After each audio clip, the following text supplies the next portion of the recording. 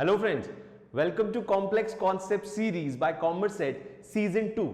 Season 1 में हम लोगों ने बहुत सारी चीजें सीखी थी इकोनॉमिक्स और अकाउंट्स में। जैसे इकोनॉमिक्स में हम लोगों ने नेशनल इनकम कैसे कैलकुलेट करते हैं, क्या क्या इश्यूज, क्या क्या चैलेंजेस नेशनल इनकम में फेस होते हैं, ये हमने सीखा था। अब सीजन 2 में विल गो विथ बचा हुआ पोर्शन ऑफ मैक्रो इकोनॉमिक्स। फिर हम सीजन 3 के साथ आएंगे जिसमें और सारी इंफॉर्मेशंस और क्वेश्चंस और उनके लेवल ऑफ डिफिकल्टीज हम लोग चेक करेंगे। सो लेट्स बिगिन विथ, शुरू करते हैं complex concept series season 2 economics class 12। और आज का टॉपिक है आइटम्स इंक्लूडेड और एक्सक्लूडेड फ्रॉम नेशनल इनकम। ये टॉपिक दिखने में बहुत एवरेज सा टॉपिक दिखता है, पर जब हम इसे सॉल्व करने बैठते हैं तो बहुत सारे बच्चों के मार्क्स इस टॉपिक में डिडक्ट हो जाते हैं। क्यों? क्योंकि बहुत बेसिक सी चीजें, बहुत बेसिक सी इंफॉर्मेशन लैक करती है। यहां पे हम नेशनल इनकम फॉर्मूला वाइज अलग पढ़ते हैं, हम नेशनल इनकम थ्योरी वाइज अलग पढ़ते हैं। दोनों चीजों का मिक्सचर नहीं होने की वजह से और एक बेसिक कॉन्सेप्चुअल क्लैरिटी ना होने की वजह से यहां मार्क्स डिडक्ट होते हैं। आइटम्स इंक्लूडेड और एक्सक्लूडेड फ्रॉम नेशनल इनकम, और एक इंपॉर्टेंट क्वेश्चन भी फ्रेम करता है आइटम्स इंक्लूडेड और एक्सक्लूडेड। सो लेट्स सी, मैंने इसको 4 पार्ट में डिवाइड कर दिया आइटम्स इंक्लूडेड और एक्सक्लूडेड को। ये 4 पार्ट हैं। अगर हम इसको पढ़ना है तो जनरली 4 टाइप के आइटम्स, 4 टाइप की चीजें पूछते हैं। पहला फॉर्मूला बेस्ड, जहां पे तुम्हें ये बताया, मतलब ऐसे क्वेश्चंस आएंगे जिनका आंसर तुमने अगर फॉर्मूला नेशनल इनकम का अच्छे से पढ़ा हुआ है तो तुम्हें बहुत इजीली वो बन जाएगा। It's not a big deal to solve that question if you have done with the formulas. तीनों टाइप के फॉर्मूले, जितने भी फॉर्मूलेज होते हैं नेशनल इनकम के। दूसरा आता है लॉजिकल। लॉजिकल मतलब हमने थोड़ा बहुत नेशनल इनकम फॉर्मूले में पढ़ा होगा, हमने थोड़ा सा नेशनल इनकम पढ़ लिया होगा, फिर हमारे पास थोड़ा दिमाग है, ज्यादा ही है सबके पास, तो जो दिमाग है उस दिमाग को अगर लॉजिकली यूज करें तो हम नेशनल इनकम को बहुत इजीली समझ। जैसे प्रोडक्टिविटी एक टॉपिक है, मैं तो बताऊंगा अभी कि घर पे मम्मी मेरे लिए खाना बनाती है, so will this a part of national income? So logic says नहीं, because that is not the income, या वो जो खाना बना रही है वो डोमेस्टिक प्रोडक्शन का पार्ट नहीं है, because that is out of love and affection. वो उनका प्यार है, वो मेरे लिए खाना बनाती है। तो same with your mom and your parents, जो तुम लोग के लिए जो काम करते हैं, that is out of the love and affection of your parents. That is not the service they are rendering to you. In same way, if you are rendering service to your parents, will it be a part of national income? So your answer would be absolutely no sir, ऐसा नहीं होगा, क्योंकि हम respect करते हैं उनके, हम प्यार करते हैं उनसे, हम इसीलिए काम करते हैं। So we are not expecting anything out of it. तो ये लॉजिकल चीजें हैं जिसके बेसिस पे हम किसी चीज का आंसर निकाल सकते हैं। तो लॉजिकल को हम लॉजिकल स्टेटस पे समझेंगे। फिर एक आता है कॉम्प्लिकेटेड। उसमें ये ऐसे क्वेश्चंस होते हैं, दिखने में लगता है इंक्लूड होगा बट नहीं इंक्लूड होता। हमें कंफ्यूजन रहता है कि हमने पढ़ तो लिया, क्यों इंक्लूड नहीं हो रहा है, मन नहीं मानता। और ये मन है ना, इसको पकड़ के रखना बहुत जरूरी है। सो कॉम्प्लिकेटेड में ऐसी कुछ चीजें आती है जहां पे तुम्हारा मन मानेगा नहीं कि इंक्लूड क्यों नहीं होता। कभी कभी तो पता नहीं चलता कि इंक्लूड है या नहीं है, और जब पता चल गया कि इंक्लूड नहीं है सो मन नहीं मान रहा। अब इस मन को पकड़ के रखना पड़ेगा। तो इसके लिए सबसे सही तरीका, मन को मना लो, समझा दो। तो समझ लेना आज कि क्यों इंक्लूड नहीं होता, क्यों इंक्लूड होता है, क्या बेसिक उसके पीछे लॉजिक है। That is complicated. Last one is embassy, the question जिसमें ये वो क्वेश्चन है जो रिस्पॉन्सिबल है मार्क्स डिडक्ट होने का नेशनल इनकम में। या बहुत सारे मार्क्स, ये दिखता है अजीब, होता है ऐसा लग रहा है बस अब ऐड होने ही वाला है, पर ऐड नहीं होता किसी ना किसी लॉजिक के साथ। चलो, सो लेट्स बिगिन विद, शुरू करते हैं जल्दी से कॉम्प्लेक्स कॉन्सेप्ट सीरीज का ये वाला टॉपिक। और हम आज पहले पढ़ लेते हैं जल्दी से फॉर्मूला बेस्ड क्वेश्चन। अब तुम्हें जाना फॉर्मूला बेस्ड क्वेश्चन का सिंपल फंडा क्या होता है। देखो इधर, फॉर्मूला बेस्ड क्वेश्चन मतलब फॉर्मूले को हम 4 पार्ट में डिवाइड करते हैं। पहला, हमने सबने पढ़ा होगा फॉर्मूलाज ऑफ रिलेटेड एग्रीगेट्स। सबने ये चीज पढ़ी होगी। रिलेटेड एग्रीगेट्स का मतलब क्या है? हम सबने जीडीपी एट एमपी को जीएनपी एट एमपी में कन्वर्ट करना सीखा होगा, एनडीपीएफसी को जीडीपीएफसी में सीखा होगा, एनएनपी एमपी को जीएनपीएफसी में सीखा होगा, एनडीपी एमपी को एनडीपीएफसी में, so on and so for. ऐसी बहुत सारी चीजें हमने सीखी होगी कन्वर्जन्स। सो ये कन्वर्जन्स के साथ फॉर्मूले आते हैं। अब इन सारे कन्वर्जन को अगर उठा के देखोगे तो ये सारे conversion is based on 3 basic formulas. ये 8 अलग अलग एग्रीगेट्स हैं, बट ये 3 बेसिक फॉर्मूले इस पे बेस्ड है। वो है डोमेस्टिक प्रोडक्शन से नेशनल प्रोडक्शन कैसे निकालते हैं, ग्रॉस वैल्यू से नेट वैल्यू कैसे निकालते हैं, मार्केट प्राइस से फैक्टर कॉस्ट कैसे निकालते हैं। ठीक है, तो जब हम डोमेस्टिक से नेशनल जाते हैं तो हम फीफा प्लस कर देते हैं और हम फीटा माइनस, से सबको आता है अच्छे से। वैसे ही ग्रॉस से नेट पे जाते हैं तो माइनस डेप्रिसिएशन, और नेट या मार्केट प्राइस से फैक्टर कॉस्ट पे जाते हैं तो हम क्या करते हैं, we deduct minus indirect taxes and plus subsidies. अब ये जो फॉर्मूला हमने पढ़ा हुआ है नेशनल इनकम में, ये फॉर्मूला बाय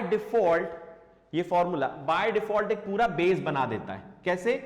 क्वेश्चन इज क्या factor income from abroad add होगा?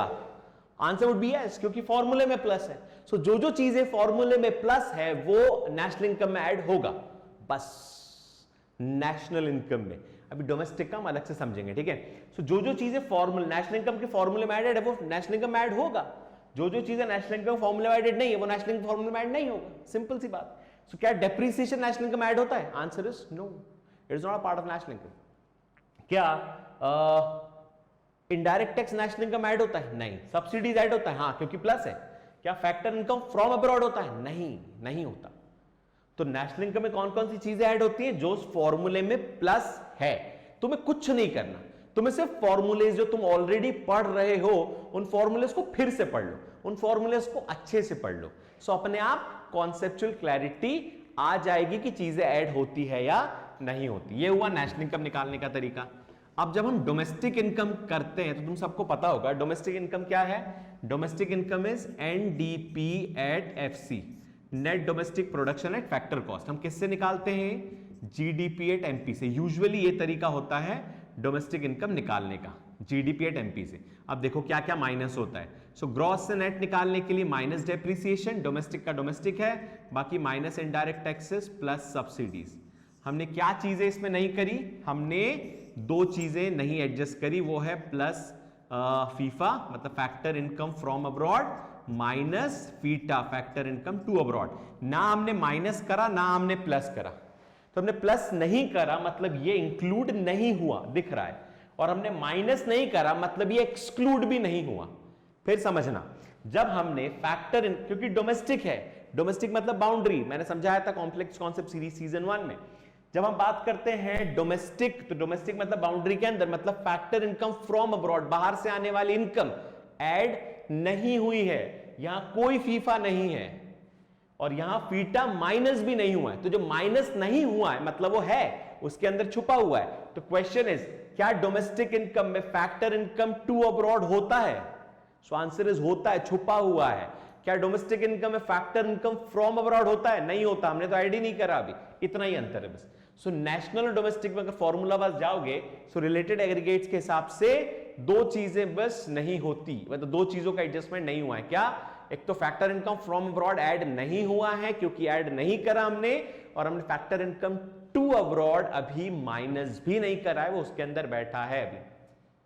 क्लियर है यहां तक? चलो, so this is related aggregates से बनने वाले आइटम्स इंक्लूडेड एंड एक्सक्लूडेड। फिर दूसरा आता है income method, expenditure method and value added method. Income method, second expenditure method and third is value added method. अब इन तीनों में देखना जो चीजें इंक्लूड हुई है वो सारी चीजें इंक्लूड कर देना। मैं हिंट देता हूं, जैसे इनकम मेथड, इनकम मेथड में हम क्या करते हैं? हम करते हैं सबसे पहले कॉम्पनसेशन ऑफ एम्प्लॉइज। उसके अंदर क्या क्या आता है? Wages, salaries plus employers contribution. So वो क्वेश्चन पूछते हैं क्या एम्प्लॉयर्स कॉन्ट्रीब्यूशन नेशनल इनकम में या डोमेस्टिक इनकम में ऐड होता है? अच्छा, यहां डोमेस्टिक नेशनल का फंडा हटेगा क्योंकि वो रिलेटेड है, जब हम कन्वर्ट करते हैं तब, नहीं तो domestic national income almost same ही निकलती है, एनडीपीएफसी तक तो निकलता ही निकलता है, सिर्फ एनएनपीएफसी और एनडीपीएफसी का ही तो डिफरेंस है। चल, तो मतलब सिर्फ फीफा और फीटा का डिफरेंस है नेशनल और डोमेस्टिक में, बाकी सब कुछ वही है। फिर से एक बार क्लियर कर देता हूं वाला concept. Domestic income is NDPFC और national income is NNP at FC. Net same है, एफसी सेम है, सिर्फ अंतर किसका है? डोमेस्टिक और नेशनल का, मतलब अंतर है फीफा और फीटा का। बस फीफा फीटा का अंतर है factor income from abroad and factor income to abroad, बाकी सब कुछ सेम है तो हम सेम ही पढ़ लेते हैं। फीफा फीटा तो अभी समझ ही लिया कि डोमेस्टिक में ऐड होगा या नहीं होगा और कब ऐड होगा। अब इसमें आते हैं। सो एम्प्लॉयज का जो एम्प्लॉयर्स का जो कॉन्ट्रीब्यूशन है वो ऐड होता है या नहीं होता, तो आंसर इज यस। हमने पढ़ा है फॉर्मूले में wages and salaries plus employers contribution, फिर बोलेगा एम्प्लॉयज का होता है, तो हमने नहीं पढ़ा फॉर्मूले में। दो चीजें हैं, जो फॉर्मूले में माइनस हुई है वो ऐड नहीं होगा, ये तो लॉजिकली पता है हमें, और जो फॉर्मूले में है ही नहीं वो भी ऐड नहीं होगा, ये भी बैठा लो दिमाग में। अभी जो नहीं है फॉर्मूले में वो नहीं होगा, तभी तो नहीं समझाया, नहीं तो समझा देते बुक्स टीचर्स कोई ना कोई समझाता। सो इनकम मेथड में wages salaries plus employees contribution, social security scheme होता है, रेंट होता है, इंटरेस्ट होता है, प्रॉफिट होता है। अब प्रॉफिट के साथ समझना, प्रॉफिट में तीन चीजें आती है, dividend, corporate tax and retained earning, तीनों चीजें ऐड होती है। हमें फॉर्मूला देखना है, मैं कुछ नया नहीं बता रहा अभी, मैंने सिर्फ अभी क्या बताया, फॉर्मूले में जो जो चीजें प्लस होती है वो ऐड होगा, बस इतना समझ लो। मिक्स्ड इनकम ऐड होती है, हाँ ऐड होती है। अगर कोई डॉक्टर है वो अपनी क्लिनिक में खुद ही काम करता है, ही ओन्स हिज ओन क्लिनिक, जहां पे वो खुद ही डॉक्टर है, खुद ही का इन्वेस्टमेंट है, खुद ही का प्रॉफिट है, तो क्या वो नेशनल इनकम ऐड होगा? यस, हमने पढ़ा है mixed income of self employed person. So self employed कौन हुआ? Doctor is a self employed person, उसकी इनकम ऐड होनी ही होनी है, सो उसकी इनकम ऐड हो जाएगी नेशनल इनकम में। Same goes with expenditure method. Expenditure method में क्या क्या प्लस होगा? Private final, government final, net exports, net export मतलब export plus and import minus, ये ध्यान रखना। सो एक्सपोर्ट ऐड होता है, इंपोर्ट्स माइनस हो जाते हैं। एक्सपोर्ट मतलब हमने कौन कौन से गुड्स बाहर बेचे हैं। अब बाहर बेचने के दो मतलब है, यहां ध्यान से सुनना, हालांकि ये लॉजिकल में भी मैं पढ़ाऊंगा, वहां ज्यादा समझ में आएगा, बट फिर भी एक्सपोर्ट करना मतलब किसी फॉरेनर को बेचना। अब सोचो कोई फॉरेनर बोले, जैसे हमारे पास दो ऑप्शन होते हैं गुड्स खरीदने के, समझना। I want to purchase a good. I want to purchase some goods. I have two options. First is I'll go to I'll order the goods. मैं goods order करता हूँ on Amazon, on Flipkart, on any e-commerce website. मैंने वहाँ पे जाके goods order कर दी. So मुझे goods घर पे आ गए. ये मैं मान लेता हूँ कि मैं जा नहीं पाया, दूर है, मान लो बॉर्डर क्रॉस करनी पड़ेगी, लॉकडाउन चल रहा है, so I have to cross the border, मुझे पुलिस वालों की बॉर्डर क्रॉस करते करते छुप छुपा तो वहां जाना है। कौन इतना लॉकडाउन में ई पास बनवाए, पासपोर्ट, ये पासपोर्ट जैसा मान लो तुम कि किसी और कंट्री जाने के लिए पासपोर्ट लगता है, सो इतना कौन तामझाम करे, मैंने उससे ही मंगवा ली, वो तो आके डिलीवर कर ही देगा घर में गुड्स एंड सर्विसेज जो भी मुझे चाहिए। दूसरा ऑप्शन मेरे पास है, पास है, आई कैन गो टू मैं बॉर्डर क्रॉस करके, पुलिस वाले जो बॉर्डर बना के रखते हैं बैरिकेड्स में, वो क्रॉस करके जा सकता हूं। मैं गया, मैं सामान ले आया, दोनों में अंतर क्या हुआ? कुछ अंतर नहीं है, एक में मुझे डिलीवर हुआ, एक में मैं जाके लाया, बाकी दोनों में ट्रेड उतना ही हुआ है, मैंने ही खरीदा है। सेम अगर कोई फॉरेनर यहां वहां से बैठे बैठे मंगवा ले तो वो एक्सपोर्ट होता है, हमें पता है, ये हमारे लिए बहुत इजी टू अंडरस्टैंड है कि एक्सपोर्ट मतलब हमने गुड्स बेचे। अब बेचे मतलब किसी फॉरेनर आके खरीदे थोड़ी होंगे डोमेस्टिक, हमें ऐसा लगता है माइंड। सोचो किसी फॉरेनर आके इंडिया में इन्वेस्ट परचेस कर लिया, तो क्या वो नेशनल इनकम ऐड होगा? सो कहां ऐड होगा? वो एक्सपोर्ट के अंडर ऐड होगा, बस ये ध्यान रखना। एक्सपोर्ट है इसलिए वो ऐड हो जाता है, और कोई इसका लॉजिक नहीं ऐड होने का कि purchase by foreign tourist add होना है। इसके दो तीन लॉजिक के हिसाब चलता है, इसलिए एक लॉजिक बता दिया मैंने, एक्सपोर्ट है इसलिए वो ऐड हो जाता है। चलो, same goes with value added method. उस फॉर्मूले में भी क्या क्या चीज ऐड होगी? Value of output minus intermediate consumption. अब इंटरमीडिएट कंजम्पशन जो है वो ऐड नहीं होता। हम समझेंगे कॉम्प्लिकेटेड में कि इंटरमीडिएट कंजम्पशन में क्या क्या प्रॉब्लम्स आती। कुछ चीजें में लगती इंटरमीडिएट, वो इंटरमीडिएट होती नहीं है, कुछ चीजें नहीं लगती बट वो होती है। ये नहीं होने और होने के बीच का जो सर्कस है हमें वो समझना है। चल, सो फॉर्मूला बेस हमने क्या समझा? फॉर्मूला बेस में 4 बेसिक पैटर्न है, 1 2 3 एंड 4। 1 इज रिलेटेड एग्रीगेट, बाकी 3 methods of calculating national income. तो अगर हमें फॉर्मूला आता है, फॉर्मूले में जो चीजें प्लस है वो ऐड होगी, जो चीजें माइनस है वो ऐड नहीं होगी, और जो चीजें नहीं दी है वो भी ऐड नहीं होगी। चलो नेक्स्ट इज लॉजिकल बेस्ड में क्या क्या है? लॉजिकल बेस्ड में ये कुछ चीजें हैं जो तुम्हारे सामने अभी है, ये पूरी चीजें बार बार पूछेंगे। क्या क्या पूछेंगे भैया? वो पूछ सकते हैं एमएनसीज एंड इंडियन कंपनीज। मैंने एक पॉइंट लिखा, एमएनसीज इंडियन कंपनीज, इजी है, लॉजिकल है। ऐसा समझो कोई इंडियन कंपनी, ये हमारे देश की बॉर्डर है, जितना अच्छा बन सकता था मैं आधा इंडिया बना देता हूँ, बाकी ऊपर का आधा अभी नहीं बनाता, ठीक है। यहाँ श्रीलंका भी है ना। तो मैंने देश का एक छोटा सा मैप बनाने की बहुत कोशिश करी है, बहुत अच्छी कोशिश नहीं होगी, ठीक है। चल ना, दिस इज कंट्री। इस कंट्री में एक फर्म है यूएस की, यूएस इधर है कहीं, ठीक है, यूएस इन वेस्टर्न साइड। तो यूएस की एक फर्म है यहाँ पे, वो करती है गुड्स का प्रोडक्शन, वो गुड्स बनाती है। क्वेश्चन इज, ये लॉजिकल है, क्वेश्चन इज क्या ये गुड्स हमारा डोमेस्टिक प्रोडक्शन में काउंट होगा? डोमेस्टिक मतलब जो बॉर्डर के अंदर प्रोडक्शन हुआ है। So answer is yes, this would be the part of domestic production. क्यों? क्योंकि हमारी इकोनॉमी बॉर्डर में हुआ है भैया, तो हमारे देश की बॉर्डर के अंदर प्रोडक्शन तो डोमेस्टिक में होगा।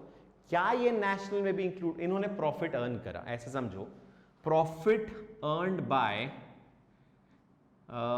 यूएस की जो कंपनी है, इन्होंने गुड्स बनाए तो अलग बात है, इन्होंने प्रॉफिट अर्न करा, तो क्या ये डोमेस्टिक में ऐड होगा? Answer is yes. क्या नेशनल में ऐड होगा? नहीं। क्यों? ये भाग जाएंगे लेके अभी पैसा, ये थोड़ी रुकने वाले। तो जब नेशनल निकालेंगे तो हम इसको क्या करेंगे? माइनस। क्यों? क्योंकि ये पैसा लेके चले गए यूएस, अभी कंपनी कहां पे? इंडिया के अंदर, तो डोमेस्टिक में ऐड होगा। जब ये पैसा लेके चले जाएंगे, भाग जाएंगे अपना हिस्सा लेके, तो हम ऐड नहीं करेंगे। ये धोखेबाजी नहीं होगी, ये इनका हक है, हम भी लेके भाग के आने वाले हैं। अभी ऐसी कोई हमारी फर्म है, वो इंडियन फर्म है, वो बाहर है कहीं पे, है ना, वो अपना पैसा लेके इंडिया में आती है, तो क्या वो डोमेस्टिक में ऐड होगा? आंसर इज नो, क्योंकि वो इंडिया से बाहर है। लेकिन जब अंदर लेके आएगी तो हम बोलेंगे चलो आओ स्वागत करेंगे तुम्हारा, सो नेशनल इनकम में ऐड हो जाएगा। सो नेशन में कौन कौन सी चीजें ऐड होती है? जो बाहर से आती है, हमें पता है। सो एमएनसीज एंड इंडियन कंपनीज का ये लॉजिक है, ये लॉजिकल बेस्ड क्वेश्चन है, हमें समझ में आता है। चलो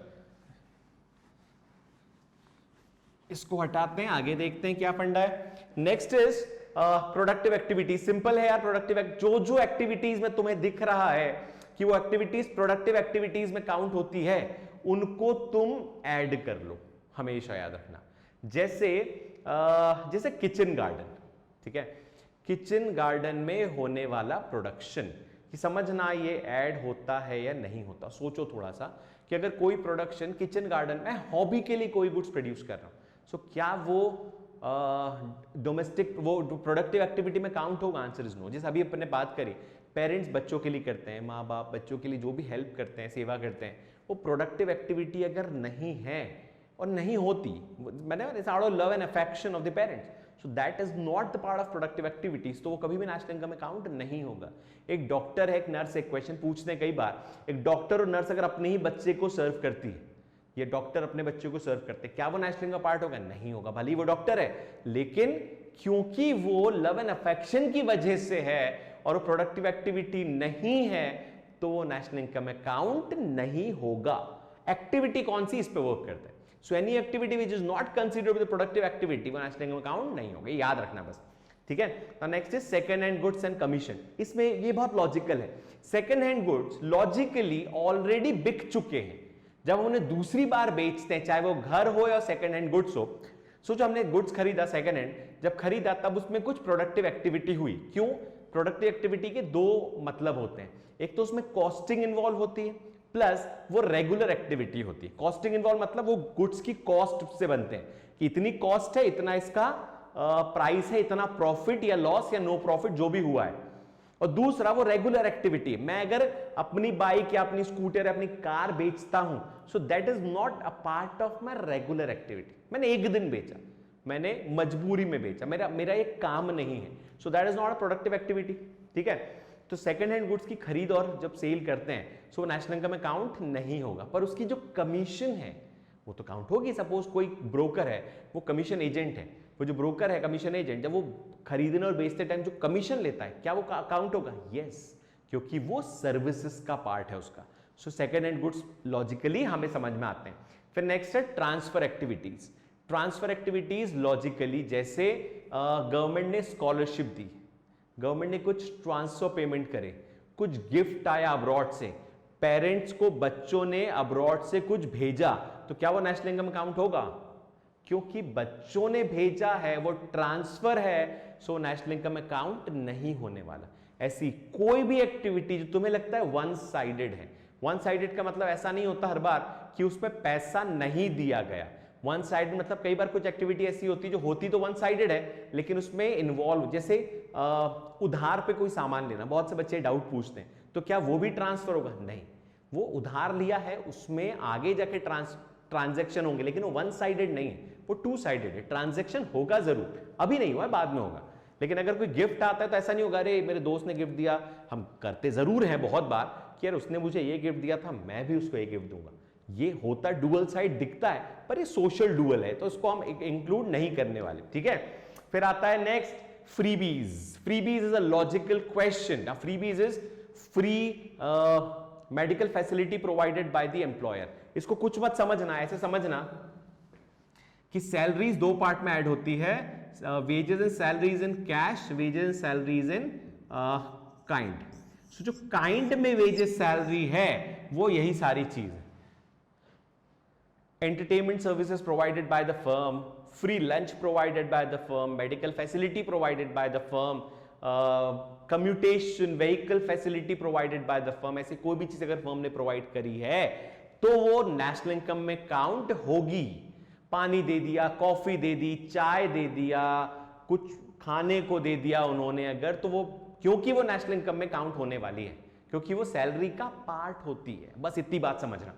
फिर नेक्स्ट है इंटरेस्ट पेड एंड रिसीव्ड। ये क्वेश्चन आ चुका है, इंटरेस्ट पेड एंड रिसीव्ड्स। अगर देखोगे पिछले 5 सालों का पेपर, तो 4 सालों में तुम्हें ये एंट्री दिखेगी हर बार, हर साल, लास्ट ईयर शायद छोड़ के सॉरी, तो उन्हें एंट्रीज दिखती है। इसमें क्या क्या आता है समझना, लॉजिकल है, तुम्हें सिर्फ याद रखना है प्रोडक्टिव एक्टिविटी का कॉन्सेप्ट। जैसे फर्स्ट,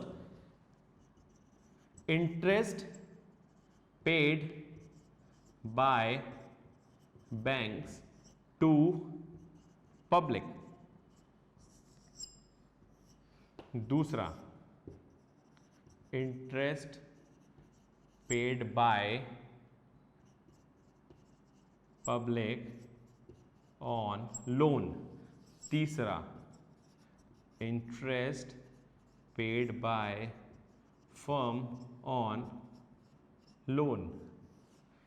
अब समझना, अगर बैंक इंटरेस्ट पे करती है पब्लिक को, तो क्या वो नेशनल इनकम का पार्ट होगा? बस समझना प्रोडक्टिव एक्टिविटी है या नहीं है। बैंक जो इंटरेस्ट पे कर रही है वो इंटरेस्ट आया कहां से?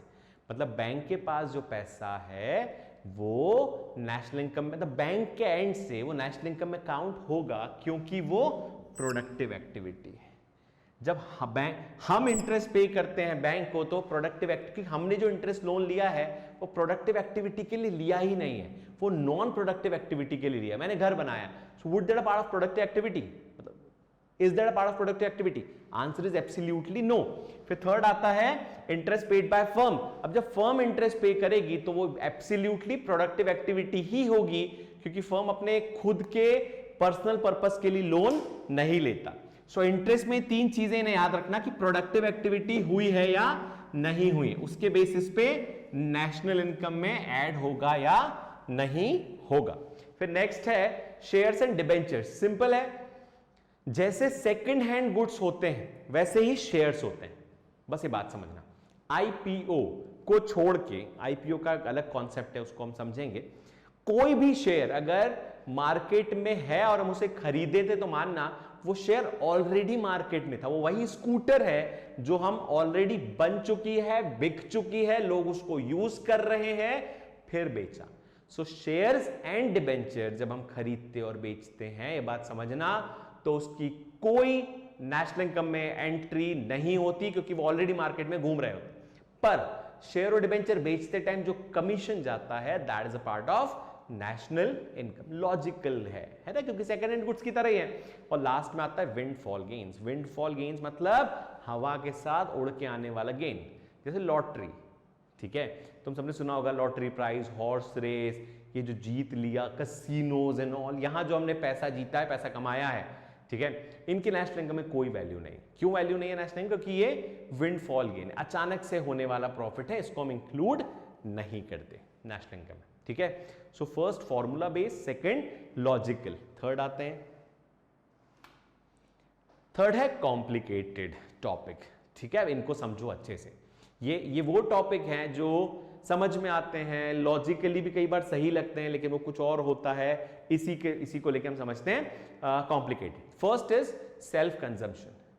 एस फार्मर्स के केस में ही ये क्वेश्चन आता है बार बार, डॉक्टर्स के केस में भी एक आध बार पूछा है, लेकिन मैं पिछले 3-4 सालों से देखूं या जब से बोर्ड बन रहा है तो most of the time farmers का केस बनता है।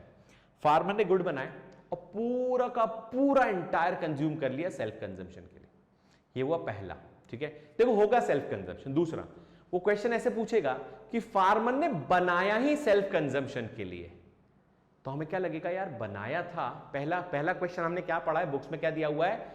Farmers produce the goods and 50% consumed as self consumption, पहला लॉजिक। दूसरा, फार्मर ने गुड्स बनाए लेकिन पूरा सेल्फ कंजम्पशन में यूज हो गया, तो ऐसा लग रहा है मजबूरी थी।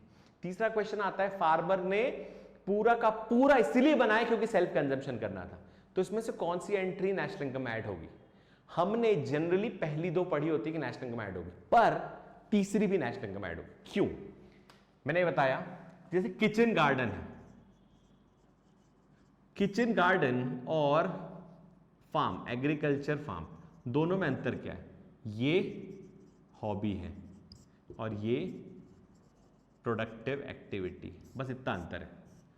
फार्मर जो काम कर रहा है फार्म में, वो इसीलिए नहीं कर रहा क्योंकि वो उसकी हॉबी है।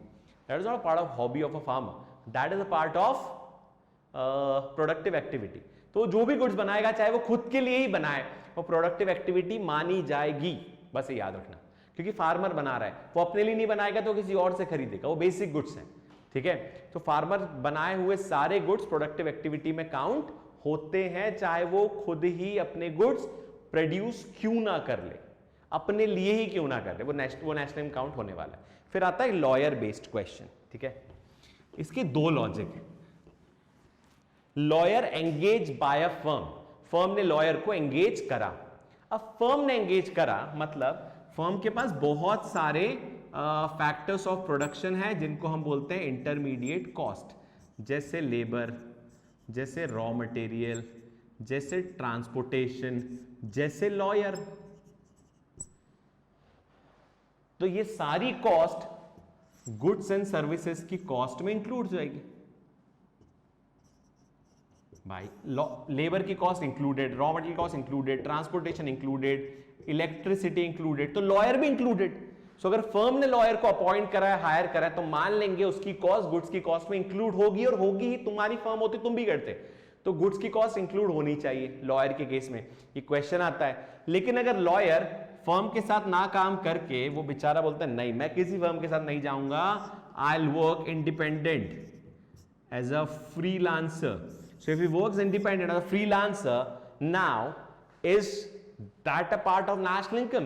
So हम बोले नहीं, ये तो नहीं है नेशनल इनकम का पार्ट, सॉरी ये नेशनल इनकम का पार्ट है, ये नहीं है, क्योंकि ये इंटरमीडिएट में, ये इंटरमीडिएट के फॉर्म में माइनस हो जाता है, ये फर्म की गुड्स की कॉस्ट में इंक्लूडेड है, पर ये सीधा सीधा नेशनल इनकम में काउंट होगा क्योंकि ये फ्रीलांसर, अब ये खुद ही लॉयर है, ये किसी के अंडर काम नहीं कर रहा। तो जो भी जो फीस लेता है बीइंग अ लॉयर, ऐसे समझना यार कि अब इतना क्लियरली लिखा नहीं होता, लेकिन अगर कहीं लिख दिया salary, fees, professional fee and salary, जब सैलरी मिलेगी तो फी नहीं होगी, सैलरी आप किसी के अंडर अर्न करते हो, फी आप प्रोफेशनल फी लेते हो when you working as a profession, लेकिन ऐसा लिखा नहीं होता, इसलिए अपन अलग अलग समझ लिया कि अगर लॉयर अगर खुद काम कर रहा है अपनी सेल्फ प्रैक्टिस में है, so that would be the part of national income, otherwise वो इंटरमीडिएट कंजम्पशन हो जाएगा। फिर आता है imputed rent of self occupied house, अपने घर की, बाकी किसी चीज की नहीं।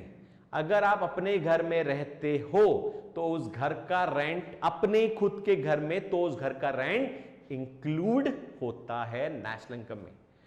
वेल्थ टैक्स जिसकी वजह से जनरेट होता है, स्टेट ड्यूटी जिसकी वजह से जनरेट होता है, मान के चलना, क्योंकि माना जाता है property is the only subject that increases, the value of property increases, बाकी सबकी वैल्यू जो है एसेट की वो डिक्रीज होती है, प्रॉपर्टी लैंड की हमेशा वैल्यू इंक्रीज होगी। तो उसको यूज करने के लिए आप रेंट पे करते हो, भले ही आप खुद में रह रहे हो, खुद के घर में रह रहे हो, लेकिन हम मानेंगे कि उस खुद के घर का रेंट भी आप खुद को पे कर रहे हो। सो खुद को पे करने पे रेंट में कोई रेंट तो जनरेट नहीं होगा, लेकिन जितना आपने एडिशन उसमें करा है उसके लिए आपको वेल्थ टैक्स देना पड़ता है, एक बहुत नॉमिनल सा अमाउंट आपको पे करना पड़ता है। इन शॉर्ट, क्योंकि प्रॉपर्टी की वैल्यू बढ़ रही है तो हम imputed value of self occupied house include करते हैं, सिर्फ घर के केस में ऐसा होता है। फिर आता है पेंशन, दो टाइप की है, याद रखना, कंफ्यूजन होता है। एक ओल्ड एज पेंशन, दूसरा retirement pension. Old age pension national income में इंक्लूड नहीं होती है, रिटायरमेंट पेंशन होती है। ओल्ड एज पेंशन हम क्यों देते हैं? It is like a transfer payment. ये क्यों देते हैं? क्योंकि पर्टिकुलर एज के बाद बहुत अर्निंग के कोई स्कोप, कोई चांस नहीं बचता, इन लोगों को पेंशन मिलती, चाहे इन्होंने कभी जीवन में काम करा हो, ड्यूटी करी हो, सर्विस करी हो, जॉब करी हो, कोई प्रोडक्टिव एक्टिविटी करी हो या ना करी हो, इन्हें पैसा मिलेगा।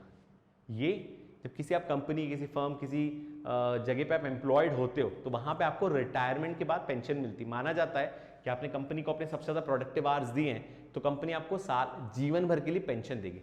That is a part of national income, that is not. So retirement is included, नहीं तो नहीं। फिर आता है मिनरल वेल्थ। मिनरल वेल्थ को लेके दो इश्यूज आते हैं कि ये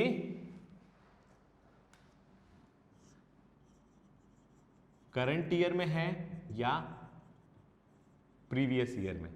इस साल जो मिनरल वेल्थ निकली है इंक्लूड होगा, जो भी मिनरल्स इस साल एक्सट्रैक्ट हुए हैं और जो प्रीवियस ईयर के हमें पता चले हैं या हमारे पास इसका हिसाब आया है, वो नेशनल इनकम ऐड नहीं होते।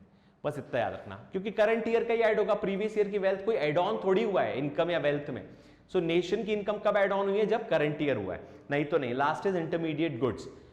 मैंने पहले कहा था इंटरमीडिएट गुड्स वैसे तो सिंपल टॉपिक होता है, लेकिन एक दो टॉपिक कुछ कंफ्यूजन आते हैं इंटरमीडिएट गुड्स के केस में से, बताता हूं कौन से।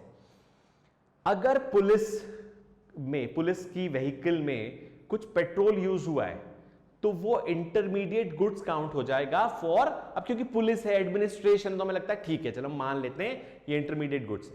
फिर गवर्नमेंट ने डैम बनाया, ब्रिज बनाया, रोड बनाई, क्या ये इंटरमीडिएट गुड्स है? स्ट्रीट लाइट लगाए, बोलेंगे नहीं, that is a part of final consumption of government. एक क्वेश्चन, एक फॉर्मूला तुम लोगों ने पढ़ा होगा एक्सपेंडिचर मेथड में, प्राइवेट फाइनल कंजम्पशन एक्सपेंडिचर के बाद आता है government final consumption expenditure. So government final consumption expenditure यही है, डैम, ब्रिज, ये सब। लेकिन जब बात आती है पुलिस की व्हीकल में डलने वाला पेट्रोल, तो वो बन जाएगा लॉ एंड ऑर्डर मेंटेन करने के लिए जो यूज होता है पैसा। क्लियर है ये चीज? चलो, ये बात समझ रहे हैं इंटरमीडिएट गुड्स की।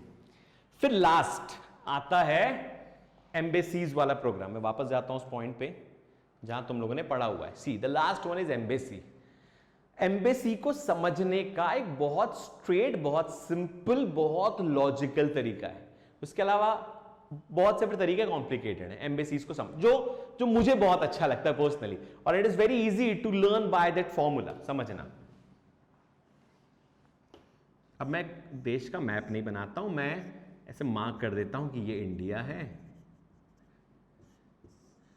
ये यूएस है, एक और देश ले लेते हैं, मान लेते हैं ये जापान ले लेते हैं। चलो, so India, US and Japan, ठीक है। अब इंडिया में यूएस की एम्बेसी है, इंडिया में जापान की एम्बेसी है, यूएस में इंडिया की एम्बेसी है, जापान में भी इंडिया की एम्बेसी है। So US has Indian embassy, Japan has Indian embassy, India has Japanese and US embassy. अब जब हमने एमएनसी और इंडियन कंपनीज का देखा था, तो अगर इंडियन कंपनी बाहर है तो मान लेंगे बाहर है, हमारा उससे कोई लेना देना नहीं जब तक वो नेशनल इनकम अर्न करके नहीं लाएगा। भाई लाओ इनकम अर्न करके तो स्वागत है, नहीं तो फिर तुम बाहर हो तो बाहर अपना कमाओ, खाओ, जो भी करना है, ऐसा मान लेते हैं। वैसे कोई इंडियन फर्म, कोई एमएनसी यहाँ पे तो हम बोलेंगे जब तक यहाँ पे तब तक तो भैया हम अपना मानेंगे, जिस दिन लेके जाओगे क्यों अपना भाई, फिर अपना अपना पराया पराया अलग अलग हो जाएगा। तो हम जो चले गए वो चले गए, ये लॉजिक है। एम्बेसी के केस में क्या होता है? एम्बेसी होती क्यों, पहले समझो। एम्बेसी का सिंपल लॉजिक ये है कि एम्बेसी, ये यूएस एम्बेसी जो है वो इंडिया में इंडियन सर्विसेज के लिए नहीं है। जैसे अगर यहाँ पे कोई कंपनी होती, सो इंडिया में इंडियन को सर्विसेज दे रही है, इंडियंस को एम्प्लॉयमेंट दे रही है, वो इसीलिए यहाँ पे है। लेकिन यूएस एम्बेसी इसलिए क्योंकि यूएस को सर्विस देनी। अब किसी को सपोज इंडिया से यूएस जाना है, तो उसके पासपोर्ट चेक और वीजा एप्लीकेशन कहाँ अप्रूव होगा? वो यूएस में होना चाहिए, लेकिन वो होगा कैसे? तुम यूएस चले ही जाओगे तो फिर अप्रूवल की क्या जरूरत, वापस ही नहीं आओगे। सो यूएस ने बोला ठीक है हम अपना एक ऑफिस खोल देते हैं, लेकिन ये ऑफिस जो होगा ये यूएस का ऑफिस होगा। मतलब ये जो टेरिटरी है, ध्यान से सुनना, ये जो टेरिटरी है ये वैसे तो भारतीय जमीन पे है, इस देश की धरती पे है, वैसे ये जो टेरिटरी है इस देश की धरती पे है, लेकिन इसमें सब कुछ जापान का होगा। तो बोलने के लिए देश हमारा है, लेकिन इसके अंदर मतलब ऐसे समझो वंस यू, तुम में से अगर कोई एम्बेसी गया होगा, देखा होगा, अगर सुना होगा, so once you enter the embassy, जब एम्बेसी में एंटर करते हैं, everything in the embassy relates to US. उनकी छुट्टियां तब होगी जब, जैसे आज सपोज यूएस का कोई पर्टिकुलर फेस्टिवल है तो आज वहां पे ऑफ होगा। क्यों? क्योंकि वो जो अंदर का, वो गेट के अंदर, बॉर्डर के अंदर जाने के बाद वो अमेरिका ही है।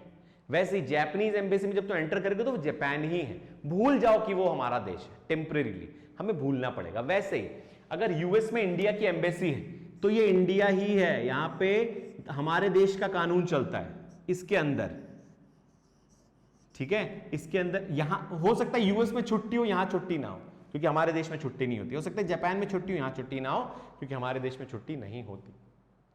अब इसका लॉजिक क्या है? इसका लॉजिक ये है कि अगर इंडियन एम्बेसी है, ये मत देखना, बस ध्यान से सुनना, एम्बेसी कहां की है, embassy belongs to which country, ये ध्यान देना। एम्बेसी कहां पे है मत ध्यान देना, ये कंफ्यूजन होता है। बस ये देखना एम्बेसी कहां की है, कौन सी कंट्री की है, कौन सी कंट्री में है। Please don't don't look at that कि एम्बेसी कहां पे स्टेब्लिश सिचुएटेड है, नहीं, किस कंट्री से बिलोंग करती है उससे फायदा, हमें उससे लेना देना है बस, ठीक है। अब सपोज यूएस में हमारी एम्बेसी है, हमारी एम्बेसी मतलब इंडियन एम्बेसी, तो हमें सिर्फ इंडिया देखना है। तो जहां जिस कंट्री की एम्बेसी है हम उसको उसे वही देश मान लेते हैं। सो इंडियन एम्बेसी ने इंडियन को पे करा यूएस में, तो क्या वो डोमेस्टिक इनकम में काउंट होगा? So answer is yes. क्यों? क्योंकि इंडिया ने इंडियंस को, ये इंडिया है ना, भले यूएस में, लेकिन एम्बेसी तो इंडिया, बस उल्टा मानना, ठीक है। सो इंडिया ने इंडियंस को पे करा, नेशनल काउंट होगा। इंडिया ने यूएस को पे करा, क्या डोमेस्टिक इनकम में काउंट होगा? हाँ, जब हमारे देश में हम यूएस वालों को पे करते हैं तो काउंट होता है, नेशनल इनकम में माइनस होता है ना। तो जो हम अपनी बॉर्डर के साथ करते हैं सेम हम एम्बेसी के साथ करने वाले हैं, ठीक है। अब क्वेश्चन कुछ ऐसे आते हैं, ध्यान से देखना क्वेश्चन।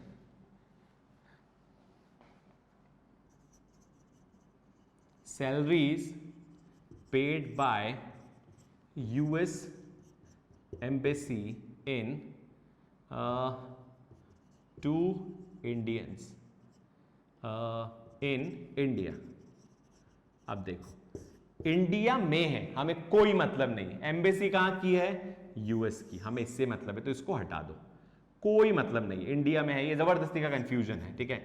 अब यूएस एम्बेसी है मतलब यूएस ही है, उसने इंडियंस को पे करा, तो क्या डोमेस्टिक में काउंट होगा? बहुत से बच्चे बोलते हैं होगा क्योंकि इंडिया के अंदर है, नहीं है इंडिया के अंदर, भूल जाओ। एम्बेसी कहां की? यूएस की। सो मानो यूएस की एम्बेसी ने इंडियंस को पे करा, तो डोमेस्टिक में काउंट नहीं होगा, नेशनल में काउंट होगा। सो ये इनके लिए नेशनल इनकम की तरह है, मतलब ये जब बताएंगे अपनी इनकम तो बताएंगे हम यूएस से पैसा लेके आए हैं, मतलब मैं उस बॉर्डर, ऐसे मानो कि मैं उस बॉर्डर से, मैं यूएस एम्बेसी में काम करता हूं, मैं जब वो गेट से बाहर आऊंगा मुझे लगेगा मैं यूएस से बाहर आ रहा हूं, मैं विदेश से पैसा अर्न करके लाया हूं, ऐसे मानो, इतना ही लॉजिक है। मैं जापान की एम्बेसी से बाहर आया तो मैं जापान से पैसा लेके इंडिया में एंटर करी, मतलब ये बॉर्डर से मैं अंदर आया, सो आई एम इन इंडिया, मैं वापस पीछे चला गया तो आई एम इन जापान। इतना अगर समझ में आ गया तो कभी कोई कॉम्प्लिकेशन, कोई दिक्कत नहीं आने वाली, बस। सो एम्बेसीज के केस में इतनी दिक्कत होती ना। दिस इज यही वो चार चीजें हैं, यही वो कॉन्सेप्ट है, आइटम्स इंक्लूडेड और एक्सक्लूडेड फ्रॉम नेशनल इनकम। ये क्वेश्चन आता है विथ रीजंस आता है। सो रीजन मैंने समझा दिया, क्या क्या रीजंस हो सकते हैं किसी चीजों के। चलो कोई भी इससे रिलेटेड दिक्कत, परेशानी, डाउट या शक, या कभी भी कोई इश्यू होता है, facing any challenges in item included और एक्सक्लूडेड, तो नीचे कमेंट बॉक्स में आके कमेंट करो, लाइक करो, शेयर करो, सब्सक्राइब करो, बेल आइकन जरूर प्रेस कर देना, ताकि आने वाले और कॉम्प्लेक्स कॉन्सेप्ट सीरीज और बहुत सारी इंफॉर्मेटिव वीडियोस के लिए तुम्हें हमेशा नोटिफिकेशन मिलता रहे। I am Lokesh Mule, I am one of the founders of Commerce Age. तुम्हें से बहुत से लोग इसके पहले कॉम्प्लेक्स कॉन्सेप्ट सीरीज अटेंड कर चुके हैं, ठीक है, चलो सो मिलते हैं हम नेक्स्ट कॉम्प्लेक्स कॉन्सेप्ट सीरीज के और आगे के टॉपिक में। Stay tune. Thanks a lot for listening carefully. Thank you.